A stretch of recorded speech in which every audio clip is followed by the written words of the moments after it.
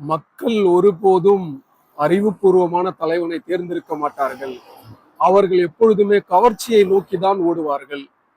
அந்த கவர்ச்சியை நோக்கி ஓடுவதால் அறிவார்ந்த சமுதாயம் மழுங்கி போய் முட்டாள்களான சமுதாயமாக மாற வாய்ப்பு இருக்கிறது. இதை நான் சொல்லல மக்களே. 1922 தந்தை பெரியார் இந்த விஷயத்தை பத்தி பேசுறாரு. சரிங்களா மக்களே?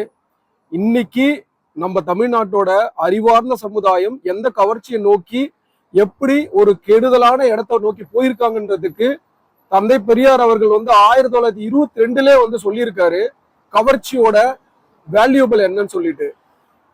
தாவேக தலைவர் தமிழ்நாடு சிஎம் அவர் எப்படி வேணா சொல்லலாம், கவர்ச்சி நான் என்ன அப்படின்னு சொல்லிட்டு டேஷ போட்டு அவர் நேத்து திருச்சி கிழக்குல பேசினார் இல்லையா? ஆனா அதுதான் உண்மை. அவரு அந்த கவர்ச்சியை தாண்டி கடந்த பல வருஷத்துல நடிப்பு துறையை தாண்டி மக்களுக்காக அவர் என்ன சேவை செஞ்சிருக்காரு, அவர் எந்த ஃபீல்டுல இறங்கி எந்த களப்பணியை இறங்கி அவர் களப்பணி ஆட்டி இருக்காரு, எதுலையுமே அவர் ஒரு வேலையும் பண்ணல இல்லையா?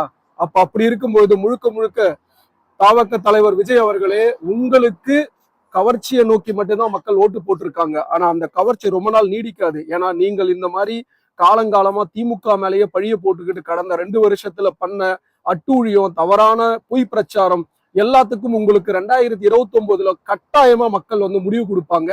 காத்திருந்து பாருங்கள்.